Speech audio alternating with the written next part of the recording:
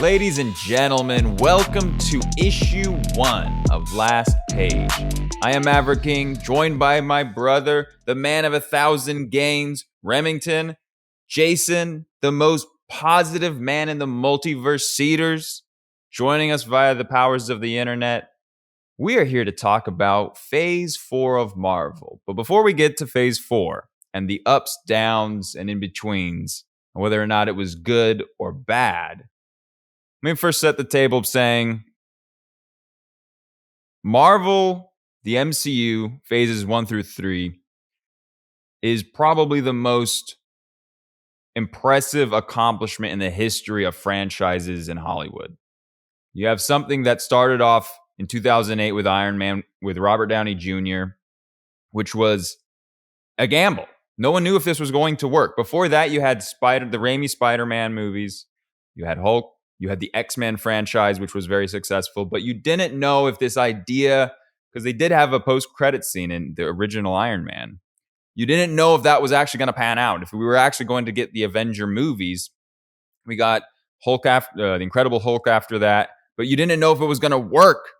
But work it did, and that led to 2012's Avengers movie, which then was hugely successful, and it started what has now become the most popular genre in all of cinema, which is the superhero genre. Martin Scorsese would say that's not a real cinematic genre, but it is one nonetheless. So we got things like the Avengers, Infinity War, Endgame, incredible ensemble casts, gripping storytelling, great performances, all culminating with Endgame after 11 years of building this great story. It culminates in Endgame. A couple of the actors do not return. And Phase 4 starts. And Phase 4 gives us 7 movies. And a lot of people feel a lot of different ways about these movies. Jason, what are your overall thoughts and feelings about Phase 4 of the Marvel Cinematic Universe? I mean, we are off to a great start because, like you said, it took 3 phases for them to really set up that first initial Marvel Universe. So we're getting the first phase of the next phase. So Phase 4 had to build that ground. We had to, finish up the last 3 phases. We had to start something new, tie up loose ends, and explain what the multiverse really is. Because, that's the whole point of this whole phase is what is multiverse? And I know we all know it. I know you guys love multiverse versions of Spider-Man. You love seeing those different Miles Morales and Spider-Gwen. So I know you guys are really stoked to see different versions of all your favorite characters. Sounds like that's sarcastic, Jason. Just a tad bit, yes. That was a whole nother podcast about our love and hate for the Spider-Verse, but which you guys finally saw. I'm so happy. Anyways, but this is a very disjointed phase, but at the same time, they had a lot of things they had to figure out. So I think they did a good job setting that groundwork, but there's a lot more work to be done. My overall feelings are that I spent way too much time in movie theaters watching movies I didn't like. That's how I felt at the end of Phase 4, was basically just every time I walked out of a movie theater, just being like, God damn it, they got my money again. How did they do it? For the most part, there's a couple movies in there that I liked. For the most part, it ranged from the most boring movie I've ever seen to a movie that was really, really not funny when it was trying to be, to just actually mostly boring movies that are just with uninteresting characters and uninteresting stories. And feeling all very formulaic and the same. Feeling like I just walked out of the same movie 3 or 4 or 5 different times. So again, couple shining moments, couple of movies in there that were definitely worth price of admission.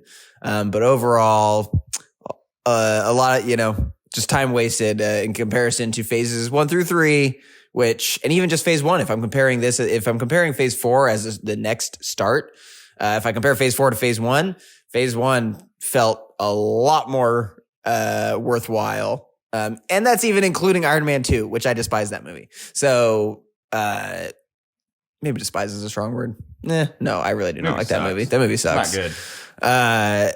Yeah, I rewatched it. It's just not good. It's not good.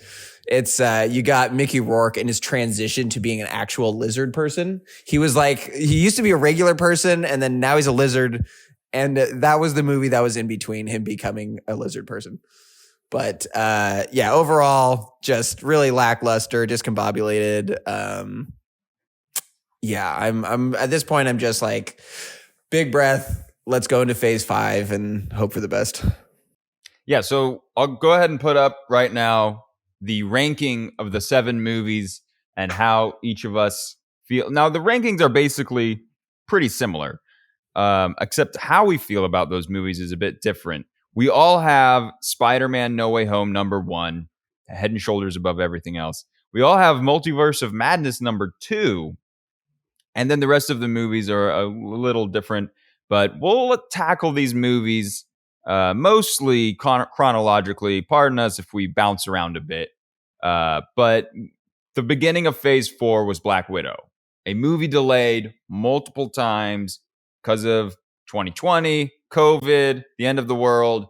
It didn't happen until 2021 was when they finally released it, right? In May 2021? Yeah. Must have been. Yeah. And that started the next phase. So, Jason, when you saw Black Widow, what were your thoughts?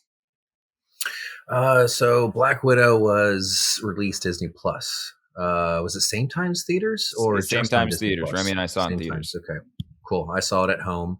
I am glad I saw it at home. That was definitely a home-worthy movie right there. But I definitely rewatched it. And Hader, right? James Hader. What's buddy from Stranger Things? Who plays the Captain America? David Harbour. David Harbour. Him and gosh, I should have wrote down all the actors' names. But homegirl, who's now the new Black Widow, the blonde. Florence Pugh. Yes, like they were definitely the saving grace. And then seeing also homegirl from The Mummy was also a very good Rachel nostalgia. Weisz. Yes, there you go. Don't mind me. I'm just nailing everyone's name. It's very good. It's very good. Yeah, it's great. They were definitely the highlight of the movie to me. Black Widow was almost like a supporting cast member in that. There was much more highlighted on the transition. And you did feel like this was a movie that they had to do. Everyone else got their own. Hulk got his, Iron Man got his, Thor got his. And so they had to do this one. And then the timing of the movie, like where it was in the Marvel Universe, was so strange. I felt like we were past all that point in the Marvel Universe and starting something fresh for us to go back to that. This is right after Civil War, before, Endgame, right? Or Infinity War. So it was a very weird point in doing it. But that being said, I enjoyed the movie. I did. The middle of it was definitely a slog, them trying to establish these characters. But the beginning of that movie is solid. It does feel like a spy kind of thriller thing, like almost what Winter Soldier was trying to do, and kind of capitalize on that. Taskmaster, I thought, was a interesting character. I do not like who the reveal was of Taskmaster, but I always thought that was a very cool ability to be able to copy someone's moves and actually see that in action. But as a whole, it was fun and definitely what is his name? The USSR The Red Russian. Characters. Red Russian, yes. Like him breaking out of jail, a lot of his scenes, things like that was definitely the saving grace of the movie, and the ending and stuff was fun. But as a whole, one of the weaker movies, but still more fun than some of the other ones. Yeah, Rem, did you have fun with it? Did I have fun with it? Nah, I wouldn't say I had fun with it. I would say David Harbour is the most fun part of that movie. But again, nothing I would really want to see again. I think The movie, literally, the entire point of the movie to me felt like just throwing Scarlett Johansson a bone for being like, hey, thanks for doing all those other movies for us. I guess we have nothing better to do, and we know we've already killed your character, so fine, we'll give you your own movie. Which is just like, I feel like she was never an amazing character at any point in any of those movies, but she was serviceable. She wasn't bad. Like, I think she did her job, and they just didn't really give her much to go with at any point. And they did the kind of, obviously they have like the Hulk romance and these kind of like things that they just tried. So I feel like she was kind of dealt a difficult hand to begin with, but and then the movie was the more like the whole bringing in her replacement and making it like it's about family, but like with a bunch of characters you don't know or care about. And then there's some really distractingly bad CGI moments. Really bad. Like they paid some poor kid in China to make the helicopter scene. Is that what you're talking about? It's so bad. It's so bad. And it's just coming down the mountain. Yeah. Yeah, you know exactly what scenes I'm talking about. That's how bad it is. We all remember them. Even if I've only seen it once. But so overall, maybe it would have been better if I was drunk. It was a good way of setting the scene, though, of introducing new characters. Like, this is what this phase is going to be. Hey, we're out with the old and with the new. It's like we got to establish this new Avenger, this Thunderbolts, these other kind of teams that are going to come off of it. So I feel like having Black Widow is that first one of like showing something in the past, and this is how we're going to kind of move forward with all these movies that you'll be, sporadically having some of these new characters in there, and you got to embrace this because this is the direction that the MCU is going.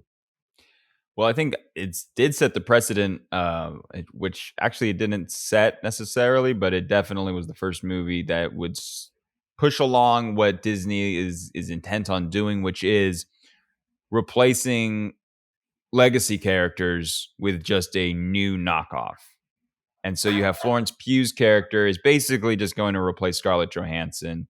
You have Ironheart that's going to replace Iron Man. You have Falcon replacing Captain America. And so it's Hawkeye being replaced by another Hawkeye. It's just, we're getting to the point where this, and I think that was the problem with a lot of these movies in Phase 4. We're not getting this fresh, exciting new story or new character. So new character, we get Shang-Chi. Story is very generic. Black Widow, I feel like Scarlett Johansson is like, in sports terms, she's like the role player on a team that's been there for like 10 years. But at the end of her career, everyone's like, hey, you know what? We appreciate you being on our team for 10 years. Like it's like a fan favorite. Everyone now thinks Scarlett Johansson's great. No one really cared for Scarlett Johansson in Iron Man 2. But she, to her credit, like that character grew, especially in Civil War, was like her biggest opportunity to like have conflict of thought, and you saw her like become her own character instead of just being a whim of S.H.I.E.L.D.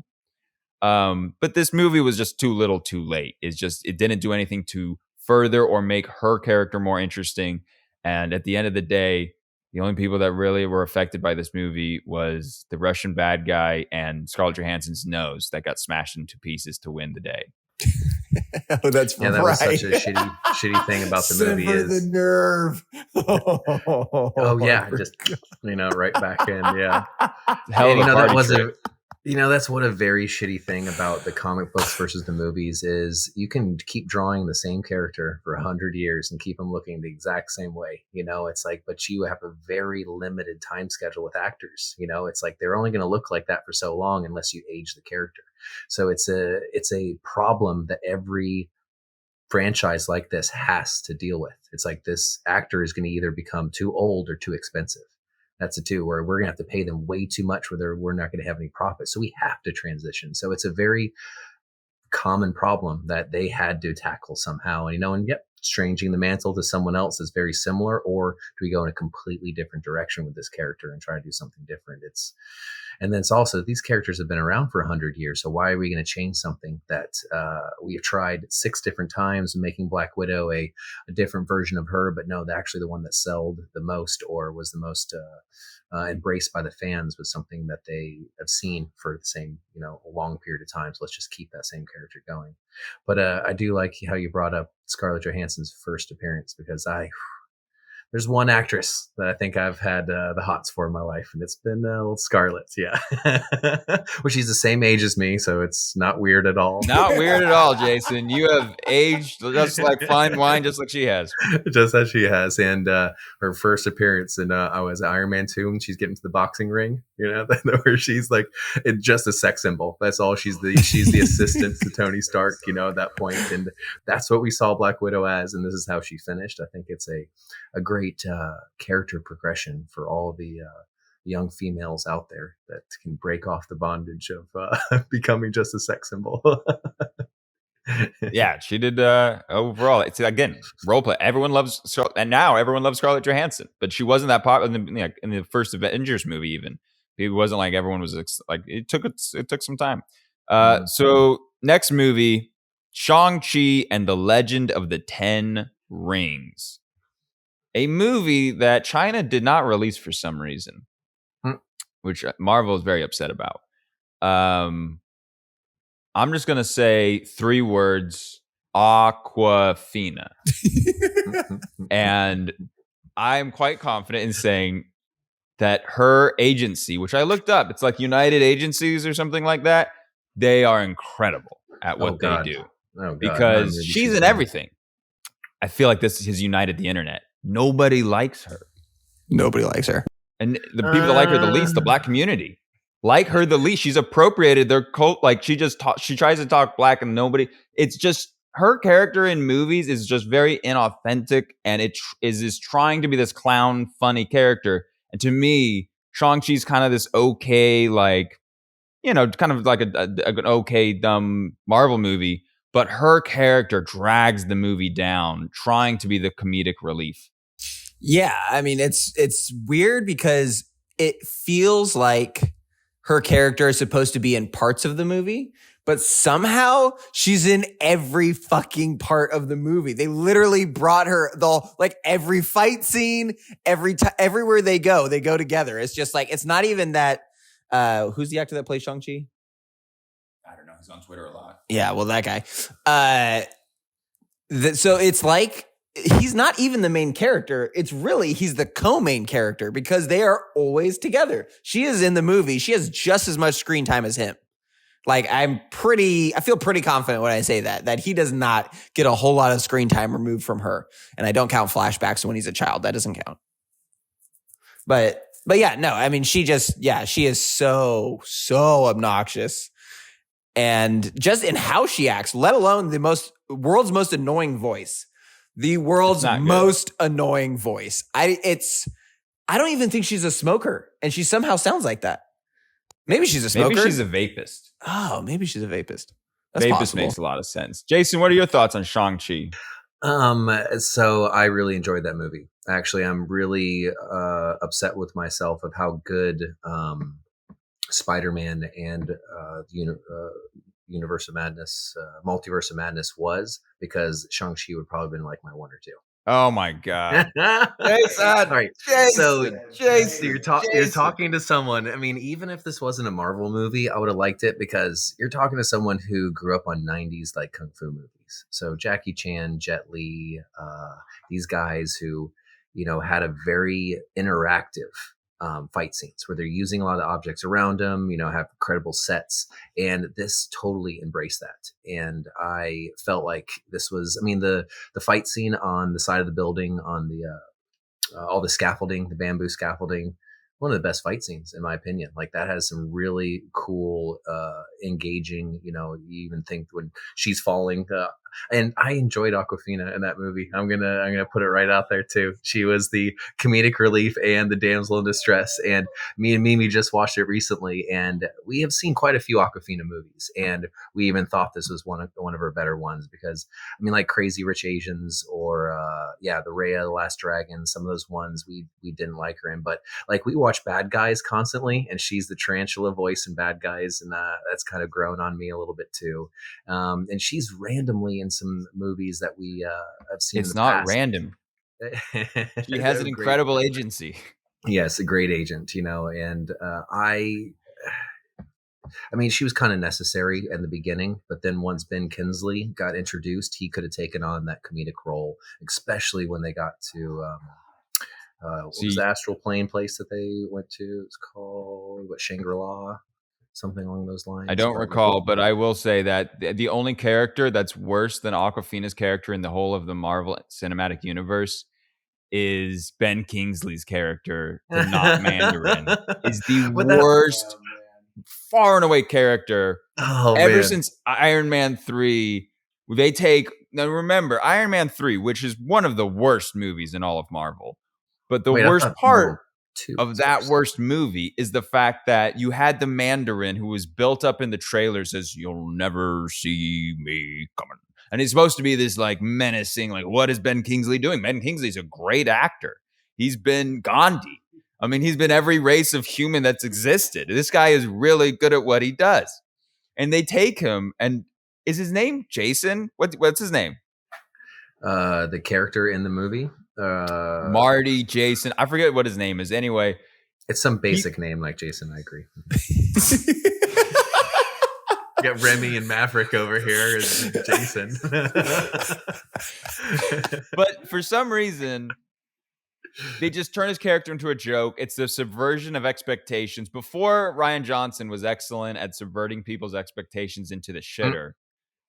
That movie took what could have been a cool character and turned him into a joke. And instead of acknowledging that, you know what, guys, that was a bad idea. We shouldn't have done that. They bring him back to Well, see, Shang-Chi. I disagree. They had already made the mistake, and they're trying to make up for it in Shang-Chi because they create. I mean, the Mandarin. I mean, he says it all. They named me after a Chinese food dish, and that's what they did in the comics. I mean, they were kind of making this character as a joke, and calling it the Mandarin and having him easily defeated. And for them to try to take that character and make him such a powerful one, and then kind of coming back to like, oh yeah, he was just a joke. He was just an actor playing a role. I think they were even trying to make up for the sins of the past in the actual comic books and in Iron Man 2, and it's necessary to have this comedic relief, and it was, they probably even saw that, okay, people are going to get real sick of Aquafina real quick. We got to have some other like funny character there towards the end. And his interaction with the little, whatever that bird animal faceless raccoon thing was, I thought was kind of funny. Trash panda. See, okay, I'm going to win you guys over by the end of this conversation. That Shang-Chi was one of the greatest fights. I mean, there we go. Go ahead. I do agree. Well, okay, so I do agree. Like, yeah, the Mandarin character was built on the whole Fu Manchu, like, racist stereotype, and the idea of having like an actual villain in this movie that is supposed to be the real. I forget what his character's name is, and not the Mandarin, but they rename him. Is great, but you didn't need to bring back Ben Kingsley. He was already a joke. It was already a joke. Like, you could have had this guy reference him and being like, yeah, like, can you believe that racist stereotype Ben Kingsley from like a few years ago? They could have referenced him. You didn't need to see him again. And he's just there blathering with some thing next to Aquafina. Like, it's the worst possible. I would rather die than go in that car that magically made it through a forest that almost ate it. Razor fists his car, his little what was it, just some little Honda thing that like Aquafina was born to drive that car. Like, I feel like she owns that car. Oh yeah, she drives some little like race car like that around. Oh yes, in Disney's undying attempts to undo racist stereotypes, they make Aquafina the greatest driver in the world because she's a valet, somebody whose job it is to drive a car 5 feet around a corner. Man, those corners must be real something for all those skills that she developed. Come on, get turn left, out of here. Turn right. Dude, that was one of the funniest intros, though, in the beginning of 10 Rings, is when you think that Shang-Chi is getting out of that car in the first scene, and it's like, so you see some leg get out of like a Porsche, and he throws the keys to the valet, and then Shang-Chi is the one that grabs it. I felt like that was a very kind of funny intro because you think that this main character is going to be this Tony Stark almost level of coolness and money and stuff. It's like, no, this movie is about the valet guy, No, that is that is a good like the hero with 1,000 faces, the guy that's the thing is that Shang-Chi could have been an interesting, this guy that starts as a valet and then, he finds his calling, finds his purpose, but really he's just been ignoring his purpose. Like, I get all that. We've seen that before, but yeah, it just turns into a buddy cop movie with him and Aquafina. And we really don't see that much development between Shang-Chi and his father. And, it's the movie was just kind of mid. And then it ends the way that most Marvel movies end now, which is in a draw. We get this big battle sequence at the end of the movie where it's this big CGI fight between these two rivals and red versus blue. And then it just ends and they're just like, yeah, we'll stop fighting, which we see again in future Phase 4 movies. It's just kind of the way that they do movies now. It's just like, we're done fighting. The weakest part of the movie definitely was that end battle scene. The dragon things and Aquafina getting the kill shot too. I mean, Jesus Christ. Oh God. She used the bow for like 2 hours and now she can shoot it like across the pond and hit this buddy directly in the throat as he's killing the dragon. Yeah. Weakest moment by far, but that definitely is outweighed by the cage fight scene with Abomination and old Wong.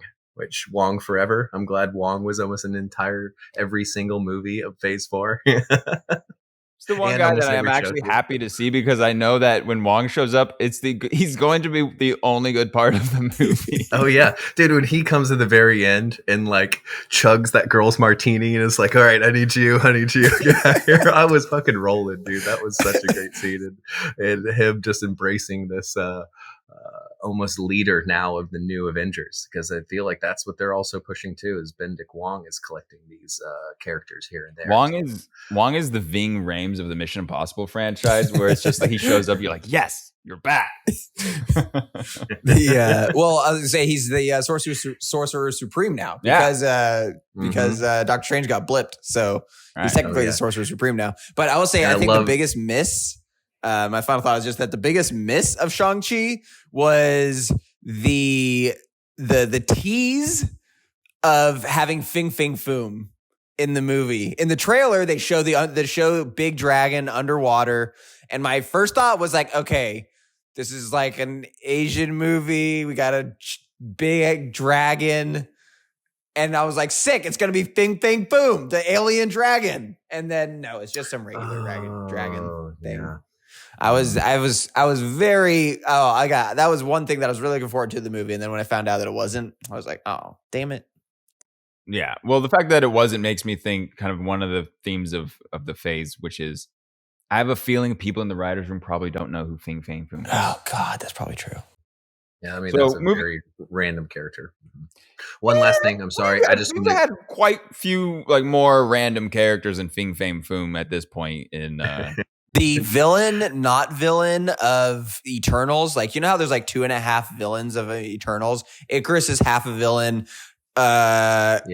Oshkosh Bagosh in the sky is a villain, and then the other villain is the animal that mutates, the monster that mutates, is like not really anything related to how the original character is. They just took some guy's name and they're like, you know what, that's the villain. We're going to use his name.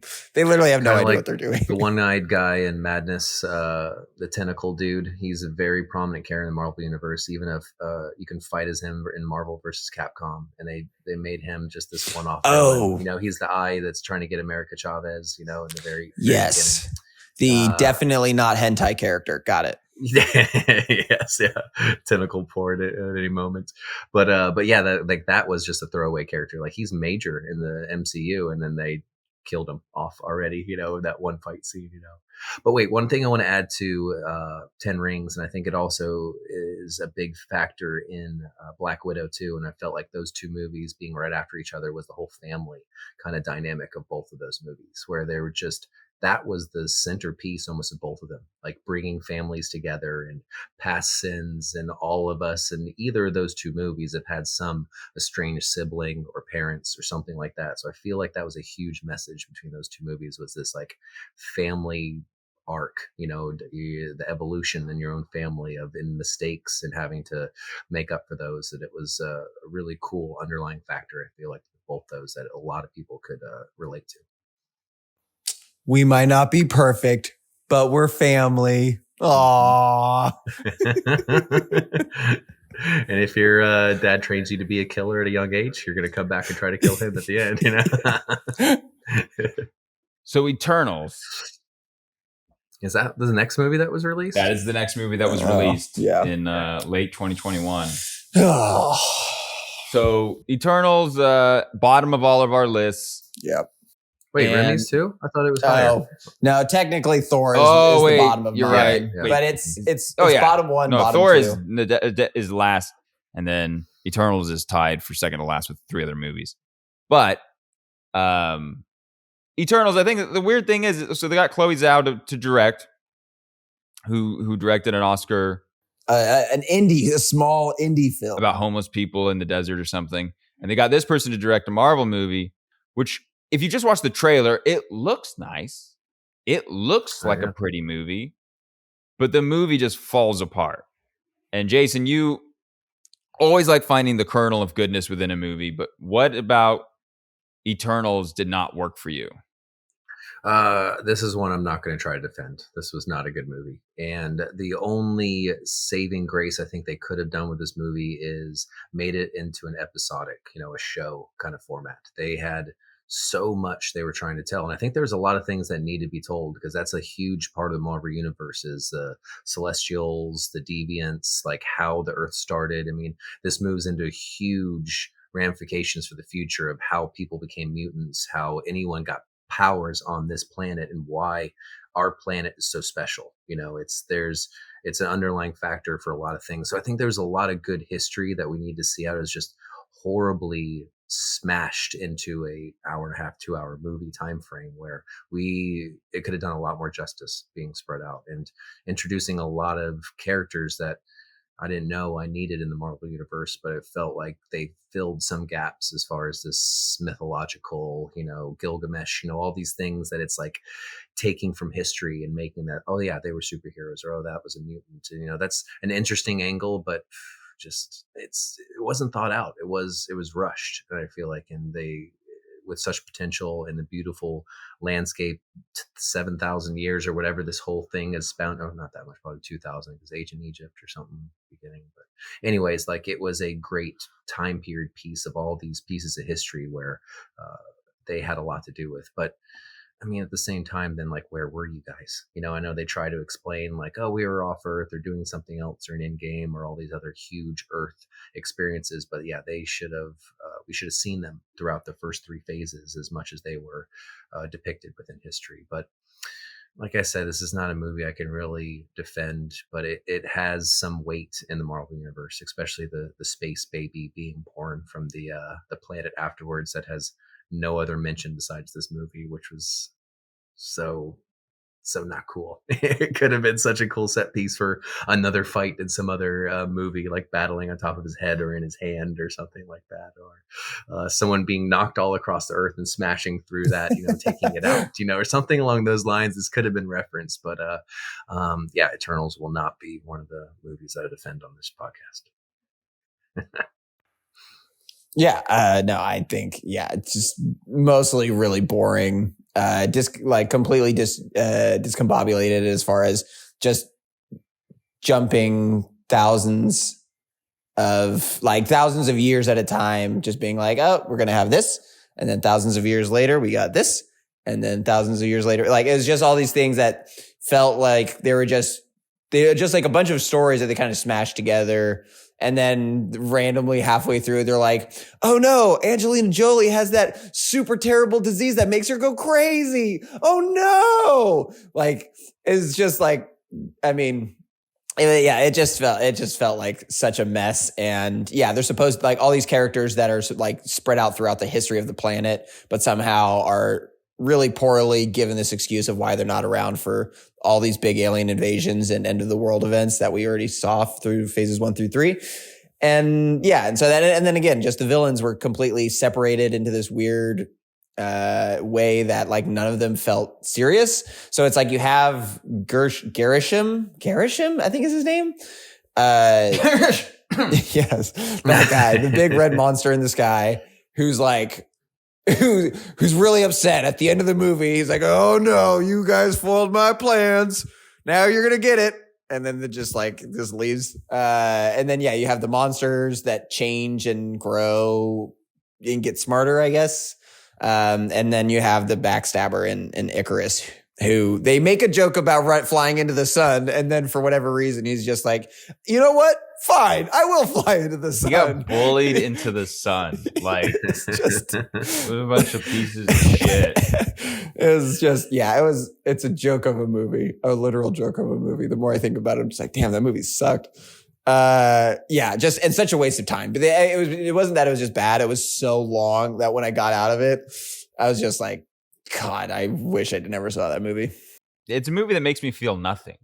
Like the way that Shang-Chi or like Aquafina or moments of that or the nose smashing moments from Black Widow, like moments like that are cringy, that are like, oh God, why am I watching this? I'm embarrassed.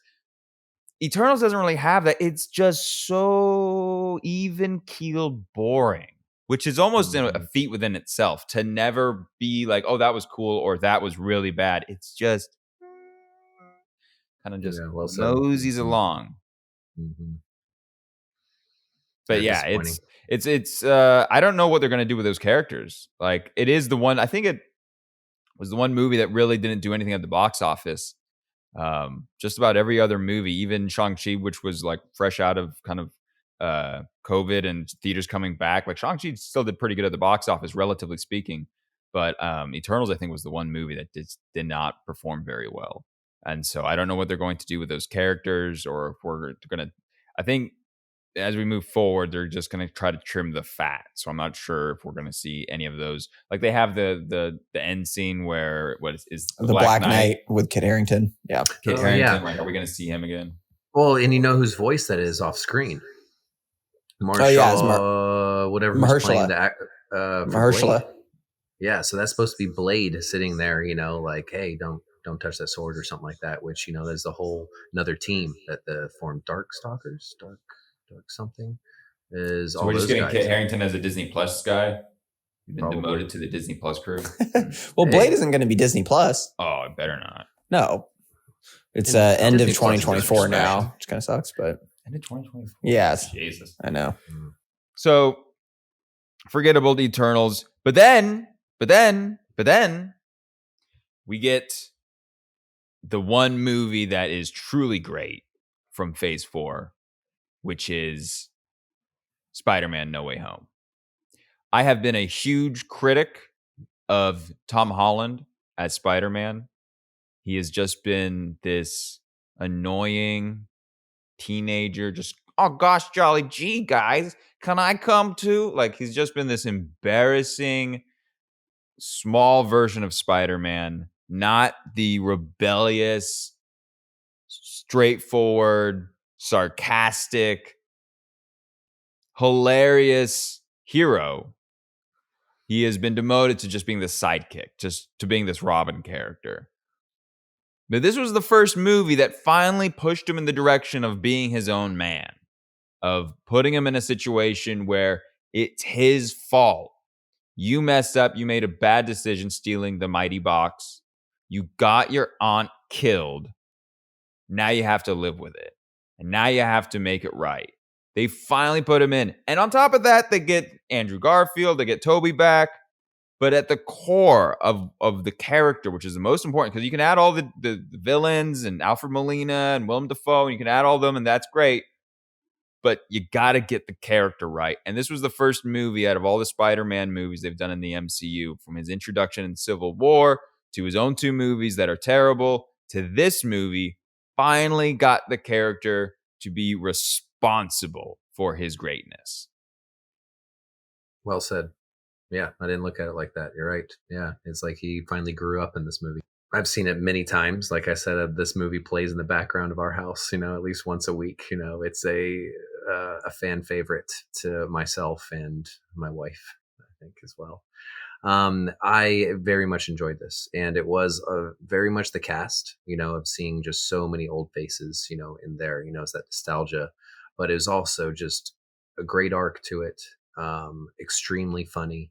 I talk a lot about uh, just the J. Jonah Jameson. We talked about that, that he is a great narrator to this, and seeing him bridge that gap from the second movie to this one, where it was so much of that Mysterio thing, which I did not enjoy that Spider-Man as much as some of the other ones, the Mysterio factor and all that, but I loved how much that played into this. Like that was almost a setup to this whole thing, why he had to do what he did, and just the love for Mysterio is always like murderer, Mysterio murderer, and they throw in green paint on him.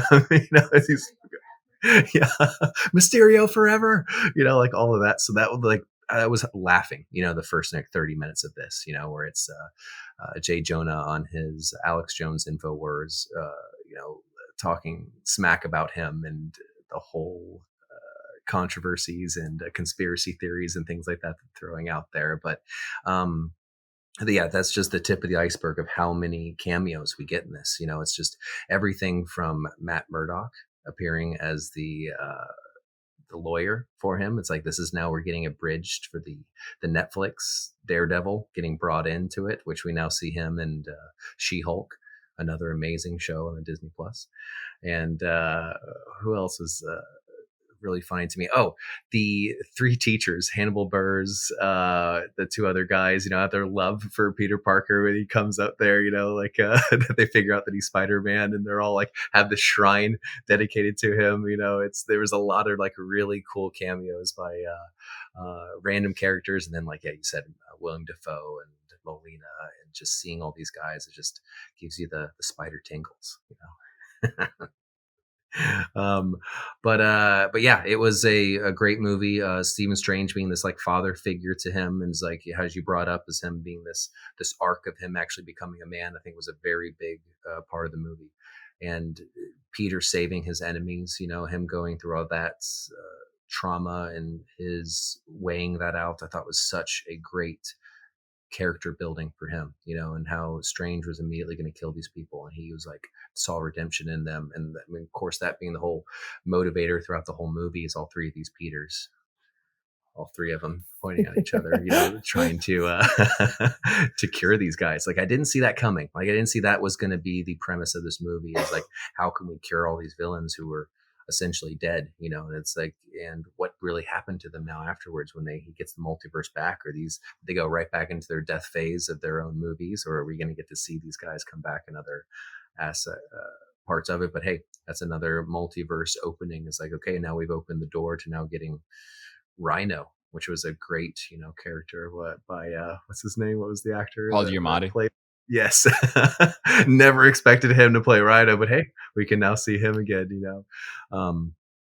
but there's so many cool things. I'm kind of looking at some notes that I have here, and it was another part was like Ned getting powers. He went from being the guy in the chair to actually now being able to be a Doctor Strange, is studying at the Sanctum Sanctorum or something like that. We'll see him in the background working on stuff. So just the evolution of some of these characters they put forward was really, really well done. And yeah, the Toby, Garfield, all three of them, even one of them being compared to like the old man Logan, like how we saw Wolverine kind of being this old like father figure in the last Logan movie. It's like I felt like that was Toby. He was old man Peter, like sharing his wisdom with the young Peter and teaching him the way of the Spider-Man. But it's like the chemistry between all those actors, like I never ever expected, how those three, in that science scene of how they're bouncing off each other. And I think Ned saying Peter, and they all turn, of course, doing that poking meme, like we were waiting for that scene throughout the whole movie, but yeah, so many great one-liners, and there towards the end, yeah, trust the tingle. I've got that one. Oh, the web fluid, like how they were going on about his, like it comes out of you. It's like, so, and then someone, I think at some point in the movie, like, does it come out of his butt? And he's like, no. Well, I don't know if it does come out of his butt. And your thing is like, that's right. If a spider was shooting web fluid, it would be out of his ass, not his hands, So it's like them addressing some stuff like that was totally hilarious, because these are type of things that, us three would be shooting the shit about, drunk, be like, so Spider-Man could really shoot wet fluid, where would it come out of, and they're actually tackling some of that stuff. I felt like Mallrats or something like that, where they always talk about, it's if what was it, Superman and Wonder Woman had sex, what would happen? It's like, he'd blow her back out. How powerful that ejaculation would be. And then just like how guys like us would, talk about these sort of things, but there was, a couple, I wrote down this like kind of cringy point and stuff that I think that we really didn't get a good answer for. And it was, Toby got stabbed through the stomach, out his back, and just kind of walks it off. We don't see any wound on him. There's even a scene where they show him them, of course, Disney, a movie, or we're going to see a gaping hole, bloody hole inside of Peter Parker. Probably not. But, you can't just be like this. Yeah, he got stabbed and now he's just, I'll be all right. Don't worry about me. It's like, I'm sure some major organs got hit during that. No spider ability, is going to make that any better. But yeah, all in all, probably one of the best movies of all time. And I can't say enough positive things about it. I wish we could just have a whole podcast on just best movie of all time. One of the best. Yeah. Wow. Okay, yeah. That's all right. All right. Well, that's a bold, some bold words. Godfather, Scarface, Jurassic Park, Spider-Man: No Way Home. I'm not here to trash on the movie. I loved it. It's number one on my Phase 4 list. It felt so great. Obviously, the hype of the movie leading up to it was so exciting. Just knowing, being like, oh, like we all kind of knew that, they were coming back. They were trying to keep it as, tight-lipped as they could, but it was all very obvious that that they were coming back. And so, so sick to see Toby lace up the old suit. Andrew too. And I thought they both had really great moments for themselves as characters. So it wasn't like they just brought them back to make them a joke of themselves or to be comedic relief or anything like that. I thought they did a great job bringing them back and all the villains to make the very sinister 5. It's very weird to me that they stopped at 5. They literally just needed to throw one other character in it, and we would have had the Sinister 6. It was such a weird call to not have the Sinister 6 in this movie. Other than I guess they just want to save it for another movie, but that I guess whatever. And a lot of the main characters like Vulture and even Carnage or Venom, I think, was part of the Sinister 6. One of those. Vulture, yes. Mysterio also. Craven the Hunter. Craven. Chameleon. Yeah. Chameleon was part of that. Yeah. So I think they did a lot of things really well. I think it was absolutely vital that Tom Holland actually made the transfer from hedge fund baby, because that's literally he's Tony Stark's hedge fund baby, to oh hey, you actually got to man up and take care of some shit on your own. Your aunt dies. Hey, life kind of sucks for you, because everything up until this point, life is cake. I mean, the worst thing that happens to him is he gets blipped out and doesn't have to deal with life for 5 years, and then comes back and everything's fine. He basically has no hardships, which is completely the antithesis of what Peter Parker and Spider-Man is supposed to all be about.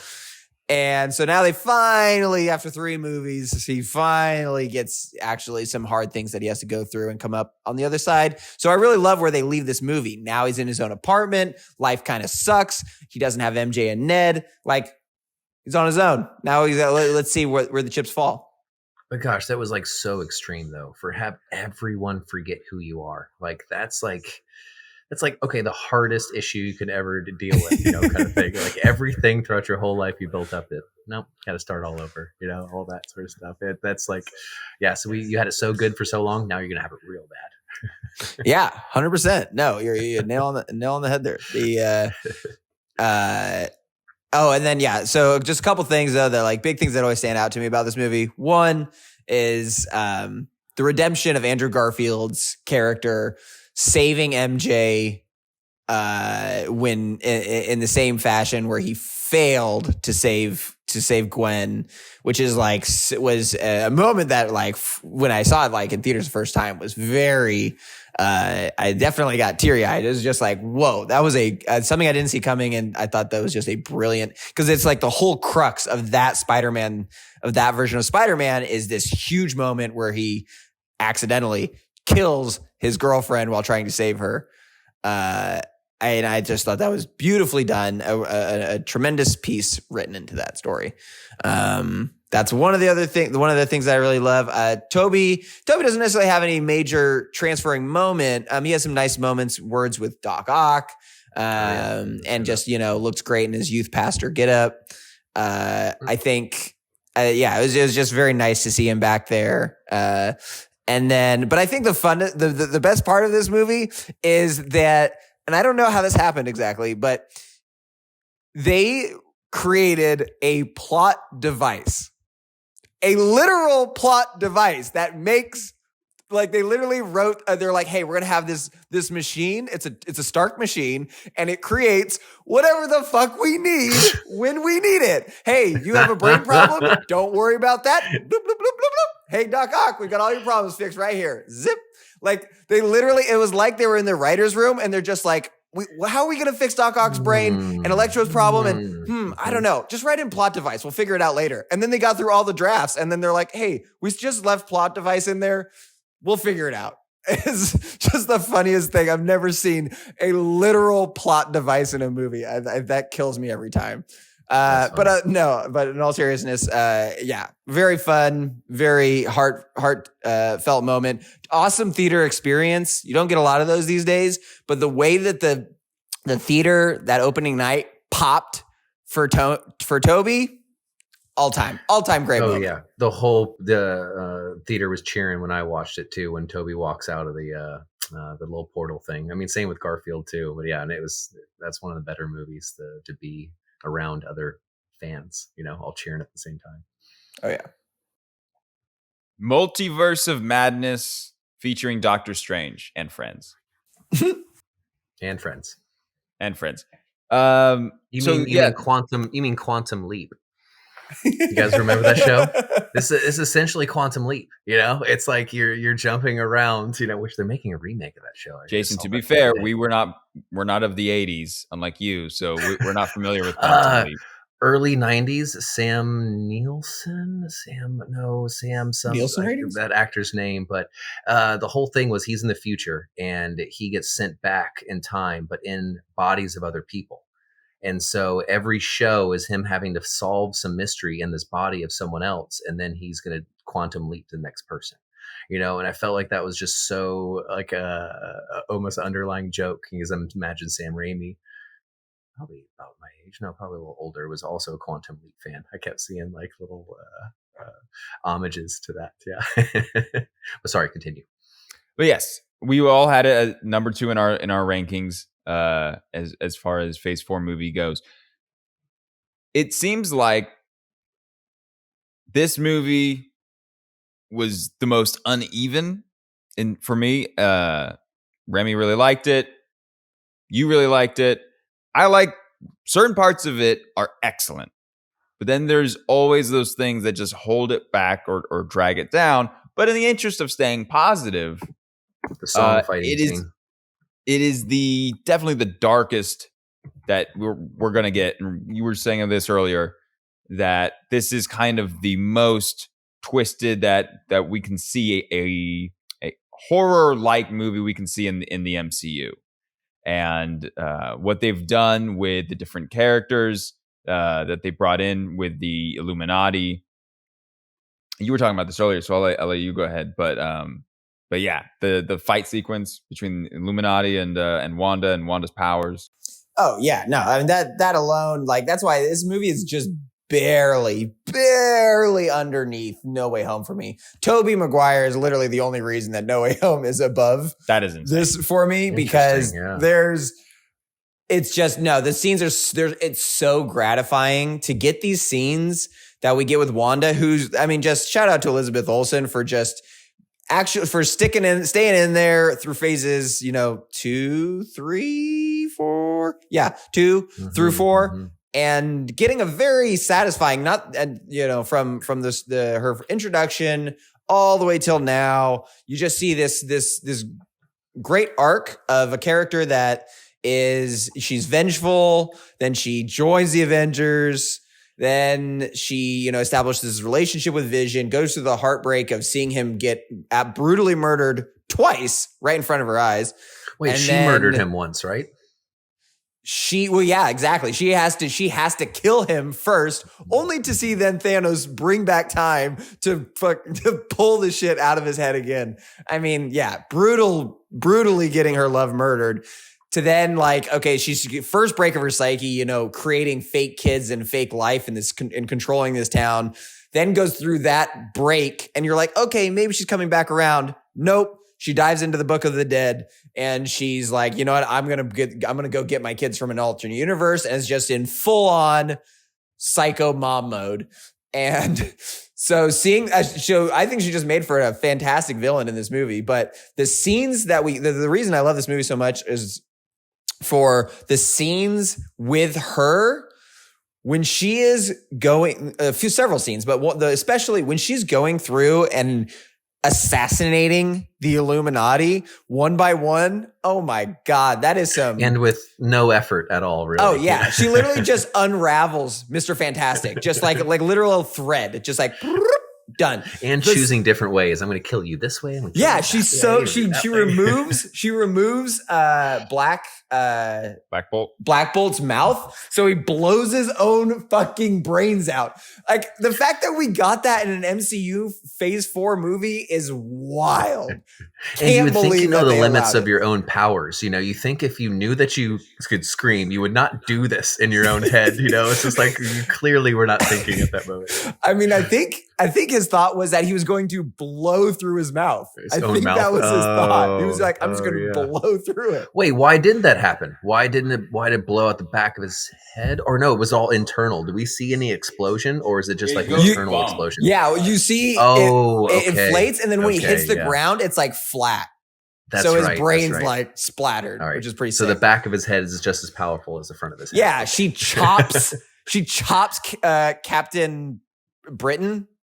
Mm-hmm. Mrs. Britain. She chops Miss Britain in half, and then she goes into the astral plane, which is super sick and underappreciated aspect of Marvel films that we never got. We didn't even get the astral plane in the actual X-Men movies, which is crazy.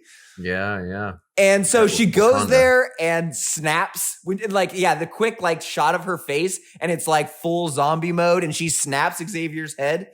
Just goated moment for her. Awesome that she finally got her moment where it's just because through all these movies, she is the strongest Avenger, and she I'm taking the Wanda that's in the comics is reality changing. She the House of M is how about she literally breaks reality because she loses her mind, and we just it took all this time. Of that.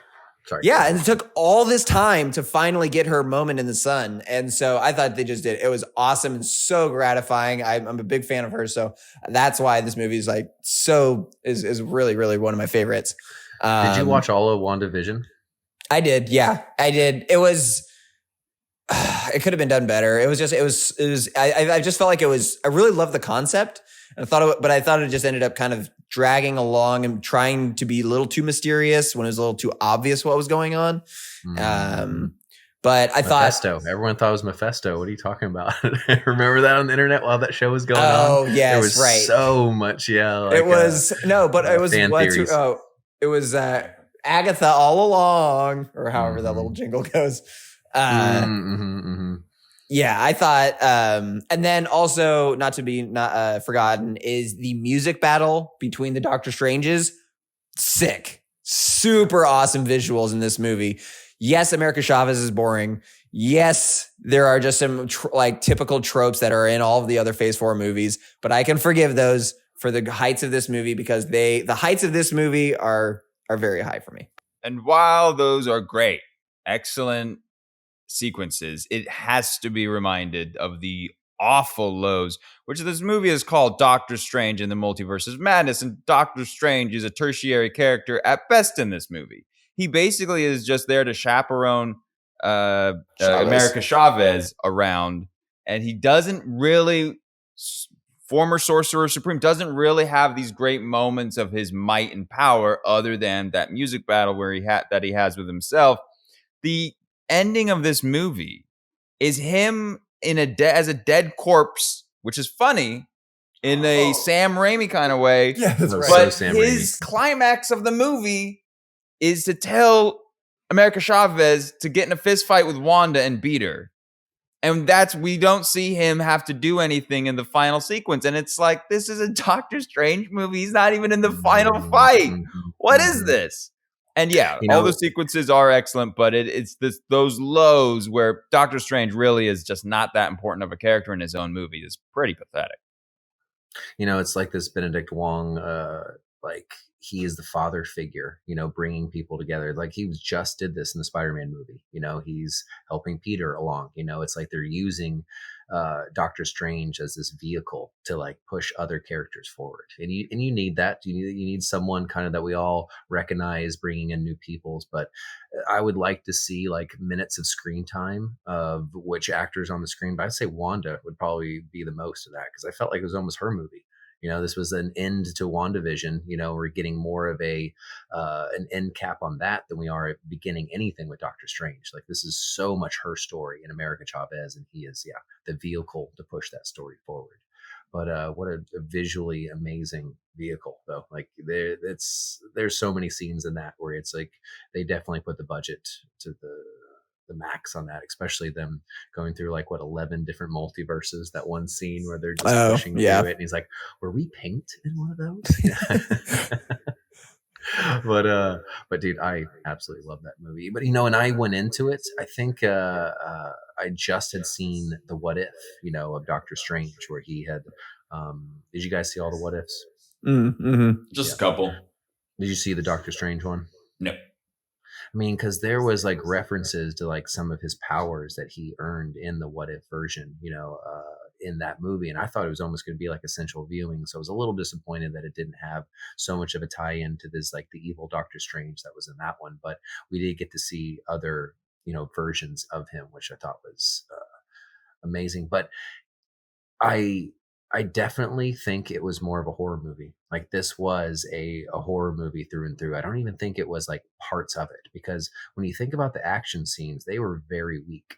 And a lot of the like the big build up stuff, it was more of those like little like her, destroying the Illuminati, or because her attacking the Sanctum Sanctorum, that was a very weak scene in my opinion. The outside of her battling in and them defending it, but then once she got in, the mirror scene and how like creepy and the horror aspects of it, that's where the movie kind of shined. So it felt like it was these big buildups to these scenes of darkness and stuff that we'd see in like Evil Dead trilogy, or something along those lines. But yeah, the song fighting scene being the height of some of those battle scenes in that. But and remember, this was very early in us the phase, so this was okay. We got to figure out, more multiverse stuff. We got to explain more things. We got to, connect to Loki and all these different stuff. So it was another one of those. Okay, we've got some information that we got to tell the audience and things. So I imagine it's hard as a writer to like try to like have this cool movie, have all the ideas, but then someone telling you like, hey, we got to explain a lot of things. We got to move other movies forward and things like that, and build up other characters. So it's like, how do you have that balance? And I think Sam Raimi did a good job. The trippiness part of the Baron Mordor poisoning, and that whole Baron, him not knowing if he was a bad guy or not when he first meets Mordor, because I thought he was a great character, and the fact that we didn't get to see him more throughout any of the Phase 4 movies is, I think, so horrible, because I think he's a great bad guy. After the first Doctor Strange movie of him being like, all right, I'm going to go, destroy all magic or absorb all magic. I can't remember what he's trying to do to magic, but he was like, I'm eliminating this. And we didn't get to see much of that. And then we get to see his character brought back. So it's like, hopefully we get to see maybe that version of Mordor and other things. But, Mordo. You sure? Mordor, place, Mordo, person. Lord of the Rings, Mordor. Yes. Yes. and flexing my MCU knowledge that you hyped me up about. But no, it's that's another thing I wrote down here too, is like how much people gave Doctor Strange shit about giving Thanos the Time Stone. I love how that was like a little dusting in a lot of the movies, the wedding scene in the very beginning where he's like, so really, was that the right choice to make? You know, that we all blipped out. You know, it's like, yeah, it was the only choice. And I feel like they bring that up a couple times throughout the movies. Like, oh yeah, Doctor Strange making the choice to give him the Time Stone. He's like, dude, I saw every other option. There wasn't any, but people like still like giving him shit about that. It was just like the Mysterio Spider-Man thing. I love how they're these little kidney jabs, you know, that they do throughout the movies. And that was one of my favorites out of that one. But all in all, man, 2 giant thumbs up on that Doctor Strange movie.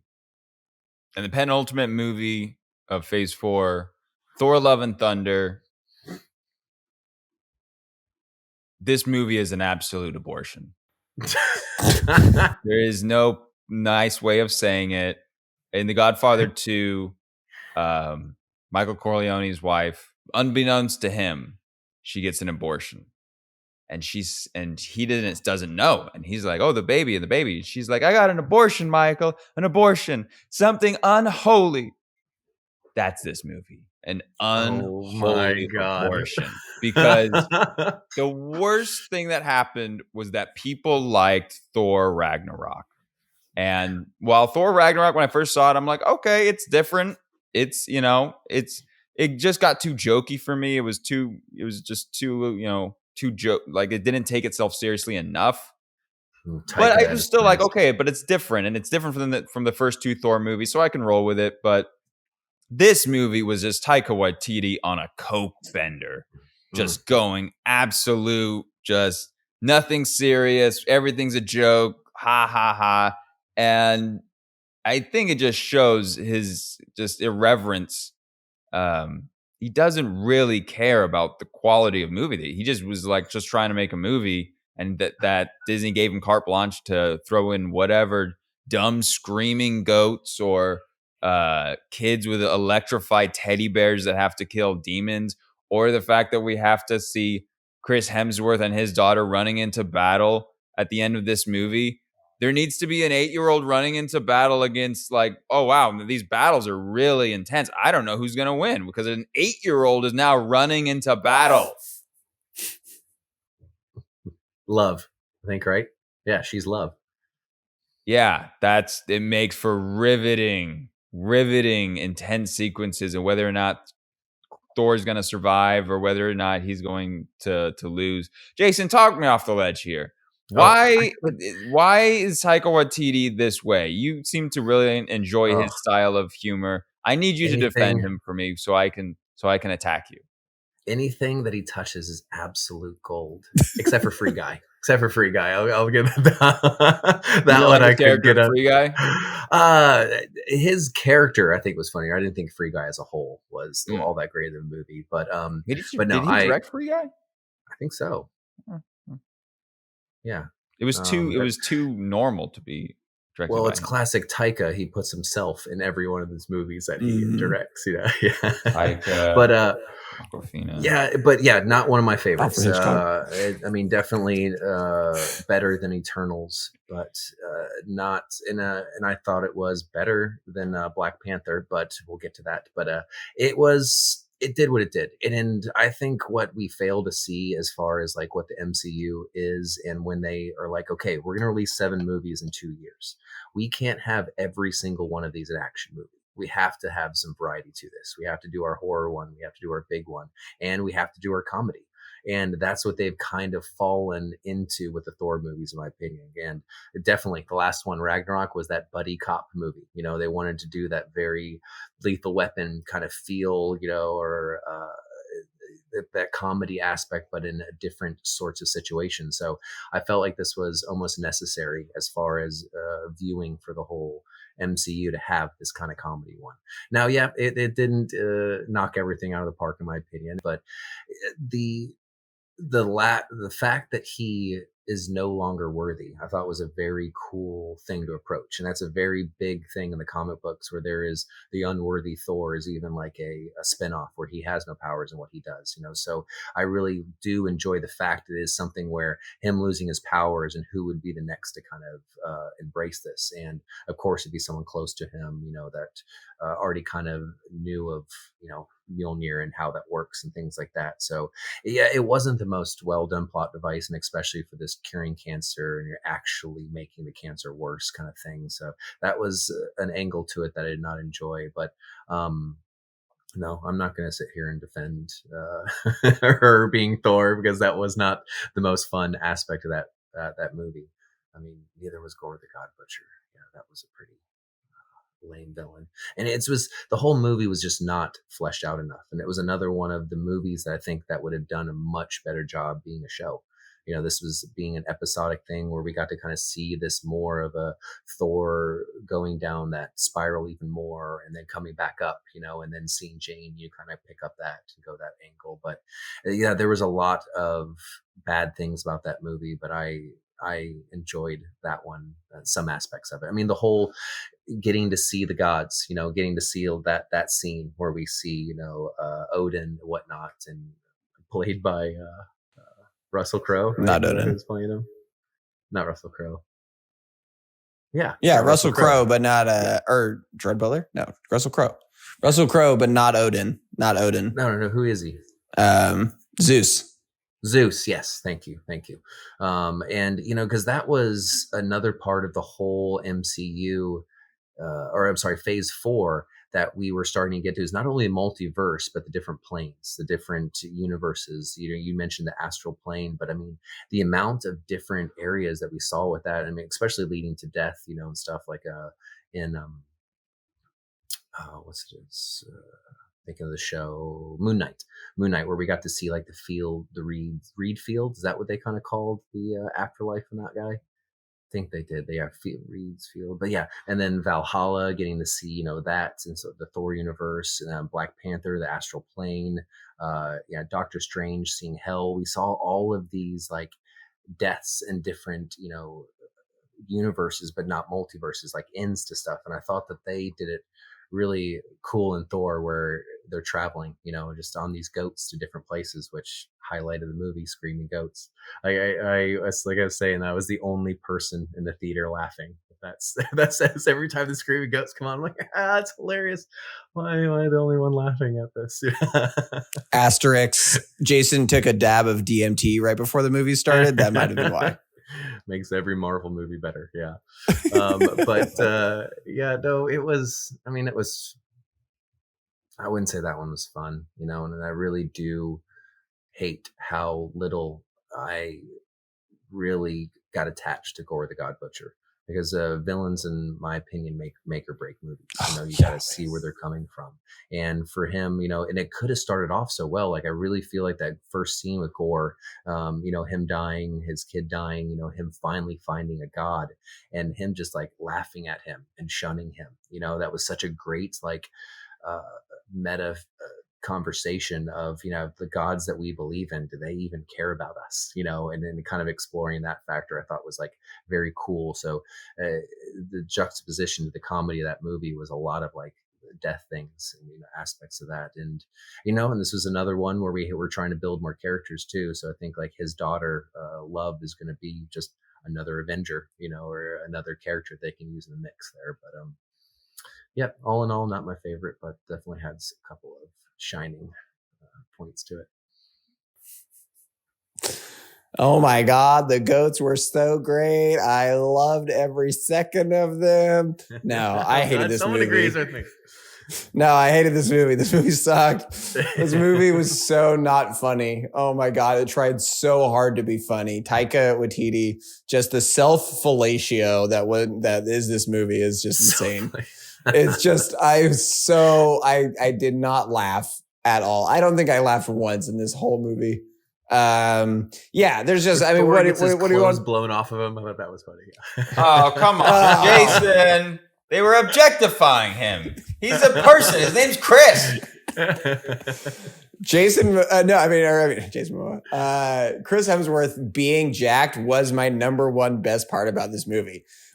He is on all the good medications, all the good for this movie. He is in incredible shape.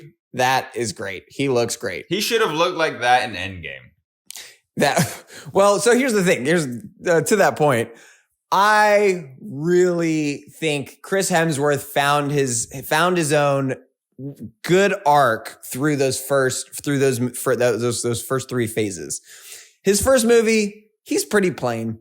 He's pretty milquetoast. Oh, yeah. They did not flesh out that character. And his second movie is terrible.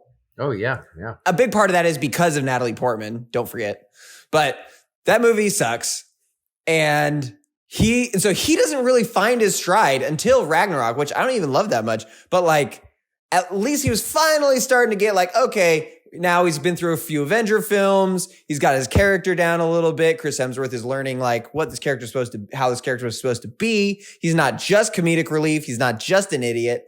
And then we get the peak in Infinity War, where it's now he's like completely fucking hit rock bottom, right? Or he's hit his first level of rock bottom, which is family dead, Loki dead, Heimdall dead. Yeah. And then he's just like, he's on a mission. He's going to get his axe. And he gets all the way to kill shot, goes through the full blast of a gauntlet. The gauntlet, he throws his axe straight through the gauntlet. Boom. Nearly gets the kill shot. You should have gone for the head. Oh shit. Snap. And then it's like, and then he has to live with the fact that, oh my God, I had the shot and I fucking failed. So him being depressed, fat Thor makes sense. While he's too much of a joke for me, it makes sense. That makes sense for his character. He got so close. Now he's really at rock bottom. Life really sucks. And then in the end, they defeat Thanos to get almost everybody back. And it's like, okay, he should come back up from here. He's gone through a lot. He's really quite kingly at this point, or should be. And then he just goes into this movie and it's back to being a fucking dumbass joke. He's an actual idiot. He's having relationship problems with his hammer and his axe. That's it. The love triangle of Thor, his hammer, and his axe is an actual aspect of this movie that I have to talk about. It's abysmal. The fight with the children at the end, the bringing in of Christian Bale, arguably the greatest actor of all damn time, to be put in a movie like this. I understand that he, is getting, he got paid for it, so good on him. He deserves it. But somebody who's that talented to be wasted as a one-off character who, he tried. He definitely tried. But it's just so, I can't look past it. I love Christian Bale. And the combination of what they do to Thor, not to mention Natalie Portman just being brought back for no good reason. It just, fuck me. That's how I felt about this movie. Fuck me. I wish it never existed. You're so right about the throwaway villains. It's like every one of those movies, they did not flesh out the villains in Thor. It was just, okay, we're going to bring you up or introduce you in the beginning scenes and kill you off by the end, and Gore is a huge character in the MCU. But All Black, that sword, is actually like the first symbionite, I think, is kind of how it boils down to, is that sword is like what spawns symbionites on some planet. So it's like there's a really cool aspect to that character and stuff that they just didn't even flesh out. But how much can you put on Taika, or how much can you put on Christian? All of it. He's the fall guy. How much is Christian Bale like given? Like, this is how you have to treat this character, or is this was like Christian Bale's rendition of this character, and it just fell so flat, and had Christian Bale talked about how he was just massively bored, just sitting on set around just green screen, and just sitting there, just being like, "The fuck is this?" So I think he's Christian Bale.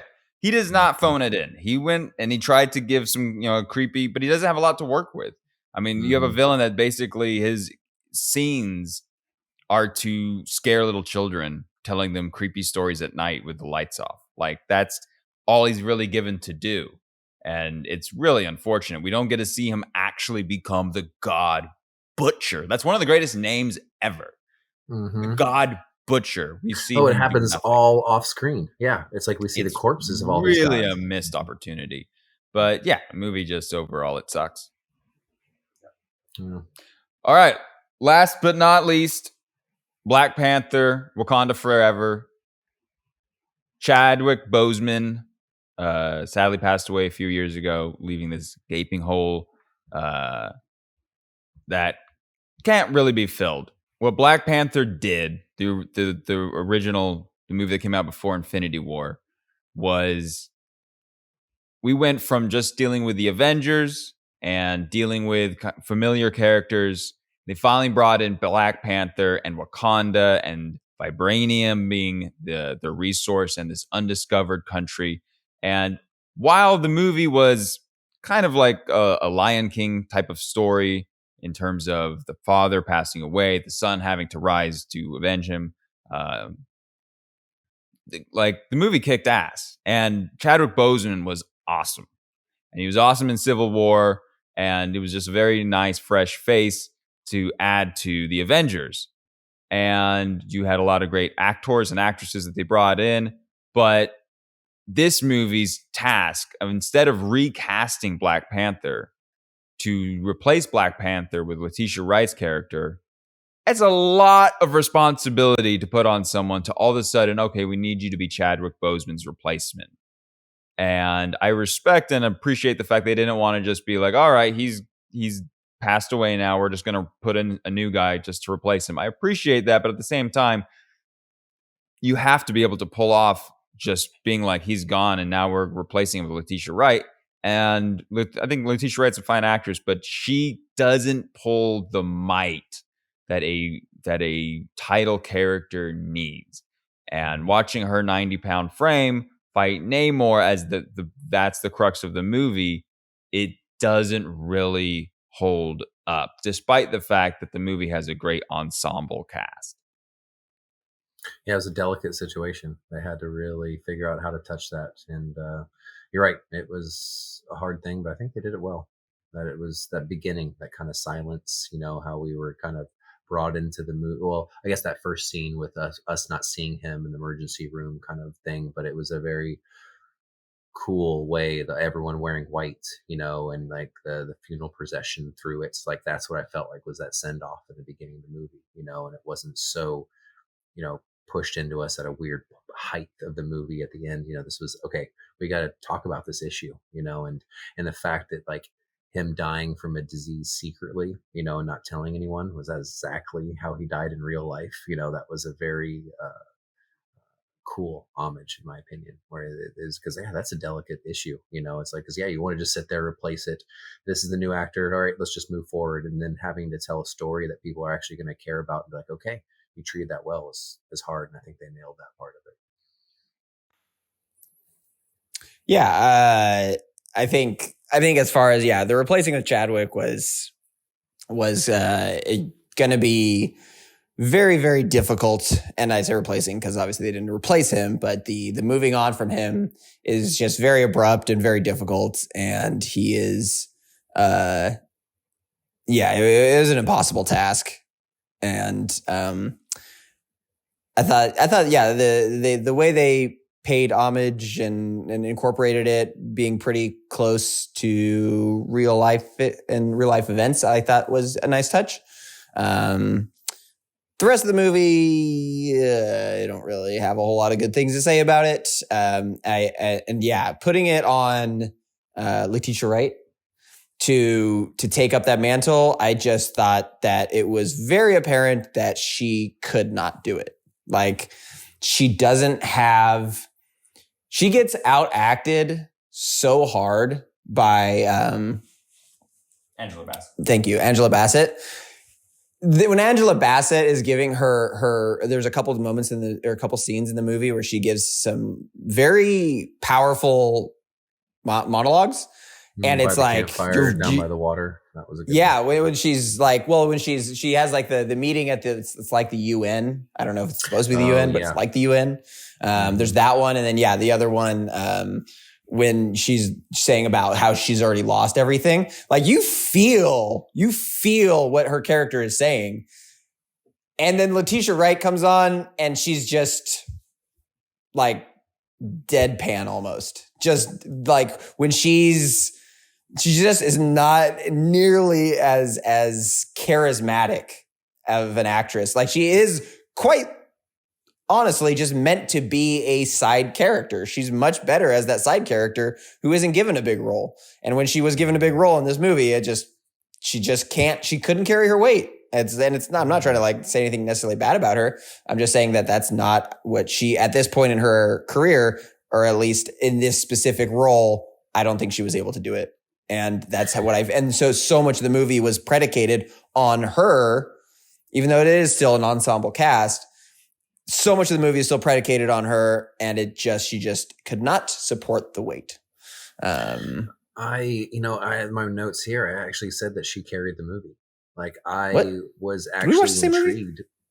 I was intrigued by her. Like I actually really enjoyed her as an actress, and when she came on, I felt like I was really paying attention. Now you're right, Angela Bassett definitely outshone her, and Michonne, what's that actress's name? Walking Dead. I really enjoy her character as well too in there, and that actress. But no, Shuri had a very hard task to do because it was like, okay, I know you're the side character in this first movie, so we need you to like run this whole movie. You know, the weight on your shoulders, and her having none of that star power beforehand I thought she did a very good job of that. And then there was other ones that outshone her, but there was a couple scenes that was intrigued by what she had to say and the emotional value of it, especially there towards the end too. You know, where I was thinking that's one scene with her seeing Chadwick Boseman's, kid, or the Black Panther's kid, and them talking, and things like that at the very end.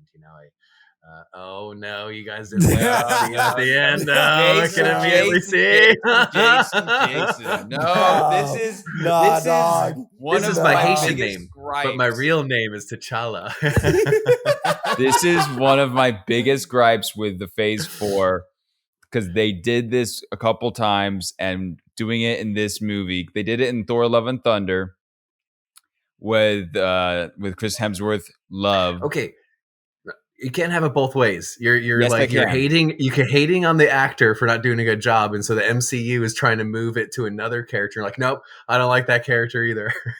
No. That's what they're doing.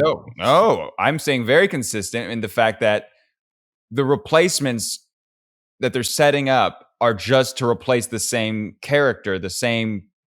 Like they're trying to get rid of Thor eventually, 10 years down the line, with love, right? That's like going to be a thing. But in this movie, now keep in mind, when I saw it, and I'm sure we all had the same thought when we saw this scene, at the scene at the end of Black Panther, and oh look, Letitia Wright, it's baby T'Challa. Everybody else around knows about him, but you didn't.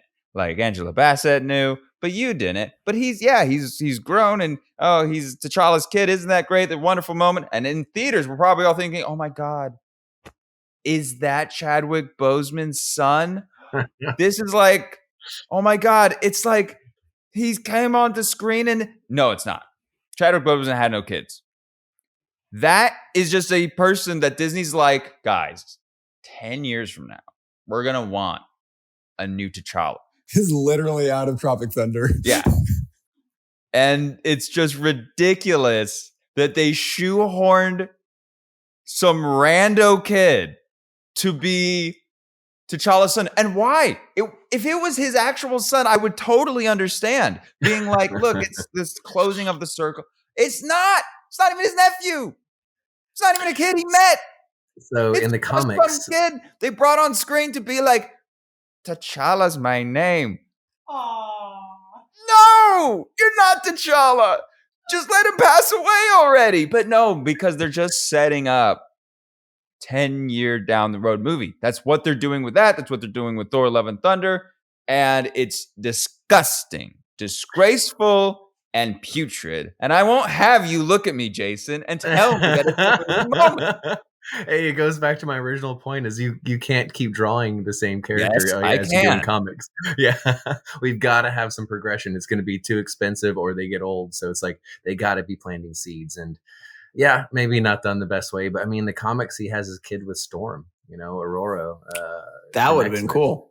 Yeah, I mean, so it's like, unfortunately, yeah, they couldn't go down that route because of probably licensing, character, all that other bullshit issues. But Well, maybe in the I next mean, X-Men movie, we'll have 10-year-old Storm, and then they'll be like, oh, look, it's Game of Thrones. it's the passing of the mantle. That was a huge part of Phase 4, and it seems like you guys did not enjoy that part of Phase 4, setting up of the next team, the next characters to continue holding this torch.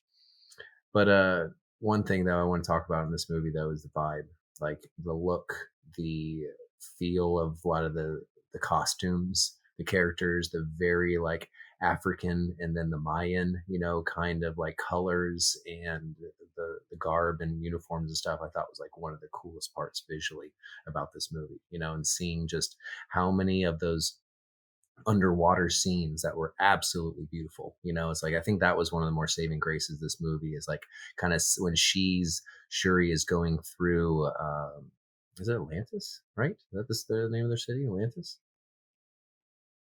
Oh, so. You mean Atlantis, not Atlantis? You can just call it Atlantis. It's called like Not Atlantis. not Atlantis, Yeah, no. tiki kiki waka waka, something like that. Okay, but yeah, supposed to be that, like her in her suit going through there and seeing like these actors, they look like they were really underwater, like filming these scenes. It's like how their hair is and stuff like that. I'm like, how long did she have to hold her breath to be able to, act out this like little wave to Shuri and keep going, But I absolutely loved a lot of those underwater scenes, which was kind of the saving grace, except for M'Baku, man.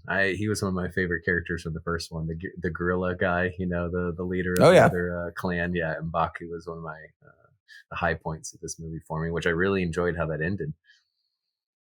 But that's the unfortunate part is that M'Baku should have been Black Panther, and that he is the guy.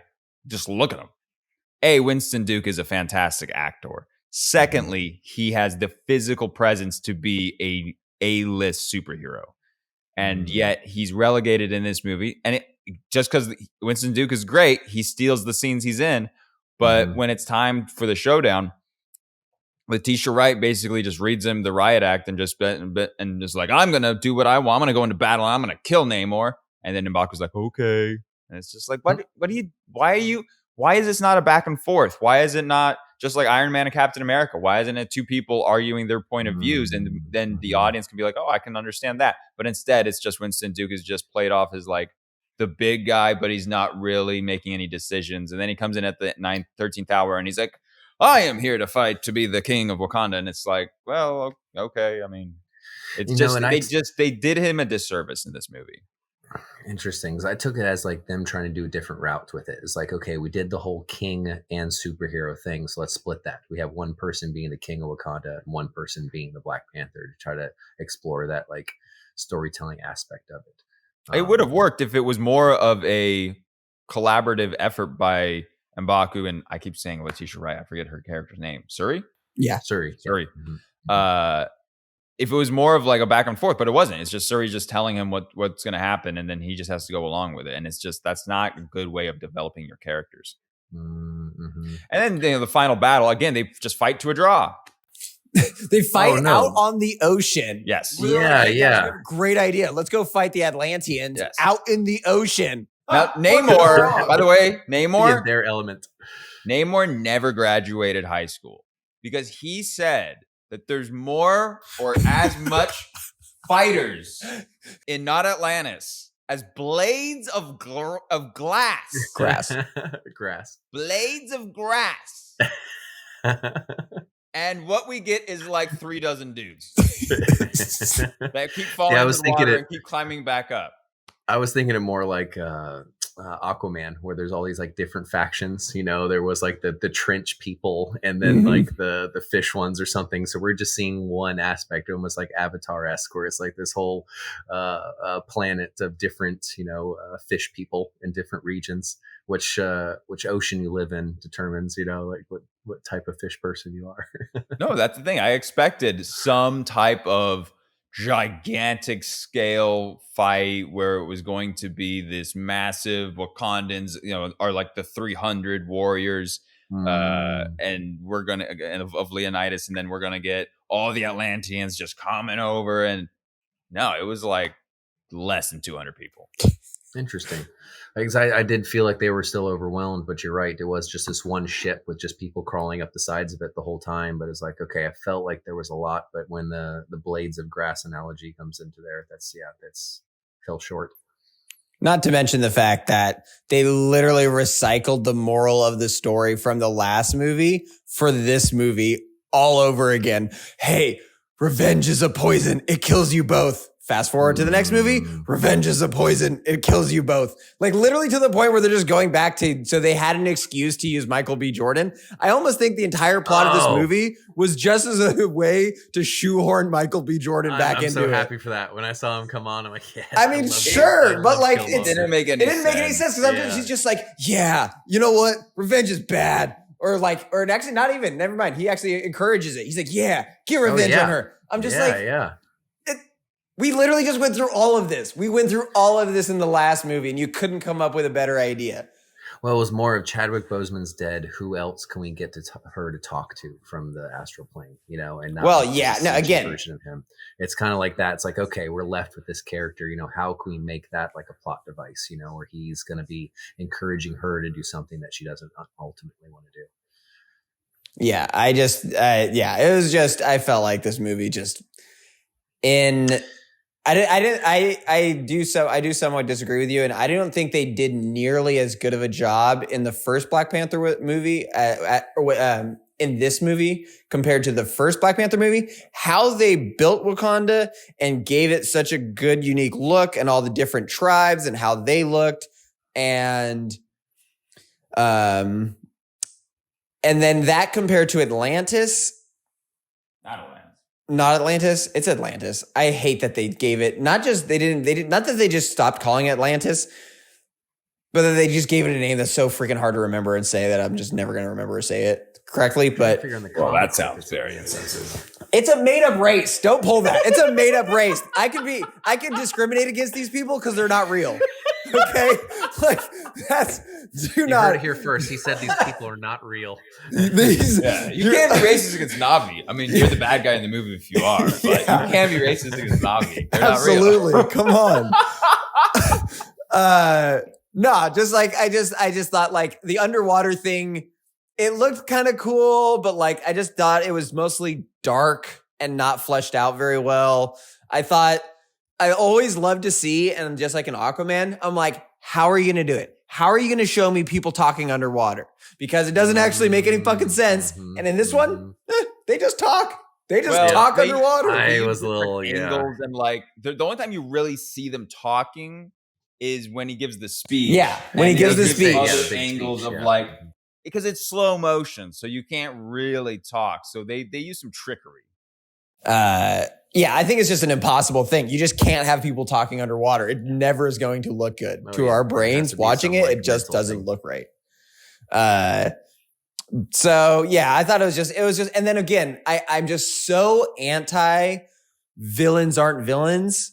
Like every now and then I get it. Maybe you want to have a sympathetic villain because, life is hard, but it's this recurring theme of the villains aren't actually bad. Like I knew when they were creating an indigenous culture to be the villains, the bad guys that were going to fight Wakandans. I was like, okay, but they're not really bad guys because that's just not what Disney's going to do. They're not going to create an entire new indigenous culture to be villains. It's, they're oppressed people and they're just trying to, I love their idea.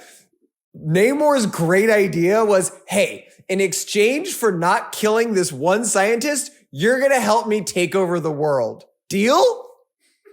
Genius. Who's not even from your country. The scientist is from America. One random scientist. All you have to do is help me kill maybe a few 100 million or billion people. It's fine. They had to figure out some way of shoehorning in the new Iron Man, which I thought was one of the worst parts of that movie. It was just, Williams and that whole thing and Ironheart. So I was like, wow, we really didn't need this whole aspect to this movie. No, they literally just were like, hey, here's this girl from MIT, super smart. She has an Iron Man suit. All right, I guess.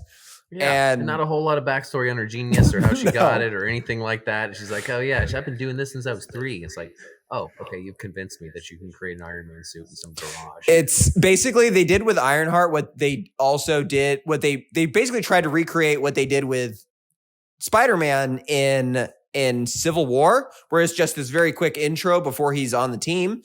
But he's fucking Spider-Man. We all know who he is. We've seen it 100 times, the backstory already. And I don't want to see the backstory again. So thank you for going. Yes, through that right. so We fast. didn't want to see it. Whereas they did the same thing with Ironheart. Let me show up real quick. Got to recruit you. Bing, bang, boom. You're on the team. And it was just no. we have I want to no see more. idea. I need more. Yeah, I was like, I have no idea who this person is. And so it was just, I thought, yeah, the movie overall, like, had some moments, but overall it was more of the formulaic and just not done very well. Not nearly as good as the first one. And Letitia Wright can't lead the movie. That was my big takeaway.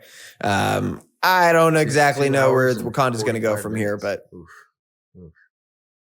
Yeah, that was the other aspect too. I remember pausing it like at one point to go to the bathroom, and I still had like an hour and a half left. yeah, way. so long. No way. And then I was just enjoying it, but still. It's just kind of a lot of talking. Most of the movie's a lot of talking. Yeah. About we need to go get this girl. We need to take her here. We need to do this. And then they have the fight on the bridge. And then there's a lot more talking. And then she has to go down to the underwater city. And then, being like, look at all these wonderful people. And they'll just kind of stare at her. And it's just like, I don't know how you got like these people are wonderful by just like looking at them. But yeah, it's just, it's just another in the long line of just this theme of generic, just big CGI fights, which the directors aren't even a part of. Disney starts pre-rendering these giant CGI battles before they even have directors signed on. So at this point, I'm not even sure whose vision this is. If this is Kevin Feige with a bunch of storyboard artists being like, here's what it's going to look like. They literally just have volcano fight, water fight, above water fight, underwater fight. They're like, we'll find some place to put these. Yes. Should they be during the day? No. Nighttime visual rendering, guys. But yeah, I mean, hopefully we're all hopeful Phase 5 brings a better, we're a week or two away from Ant-Man coming up. I think that movie's going to say a lot. That movie's going to tell us exactly if they've righted the wrongs and if they can kind of tell a good story with Ant-Man and some new characters. And I mean, the visuals look from the trailer, like it looks incredible. Like the visuals look like a great drug trip. Not that I've ever been on one, but if they can kind of find a good vision for this movie, I think it will bode well for what they could do in the following movies. We laid the groundwork. Hopefully they don't have to explain too much. We already know who the big bad guy is. We know where this is kind of going towards. We've been in the quantum realm before. We know about just multiverse stuff. So hopefully they just get to play with the ideas and not introduce so much new characters, as more as like build on the existing ones. Ooh, except for MODOK, right? MODOK. Yeah. I love that. I love that they brought in MODOK like frame for frame out of a comic. They're just like giant TV head with little tiny arms. Sure. Fuck it. Well, and I thought about that as far as like why they were making the quantum realm so the creatures looking so weird down there. It wasn't anything like aliens versions of us or all these different things. Like a lot of them looked really weird. I'm like, this is how they're going to introduce some of those weird looking villains from, the comic book history of like, what were they thinking when they drew this guy, and how are we going to do this on the big screen and explain it in a way that people get around? Oh yeah, they were living in some quantum realm for this while, so now they come out here and we have this floating head going around. Like, okay, yeah, he's from the quantum realm. I can get around behind that. So MODOK had a cartoon on Adult Swim. I can't remember if it was the claymation one. Yes, the claymation art like Adult Swim. Who was the voice of MODOK? Patton Oswalt.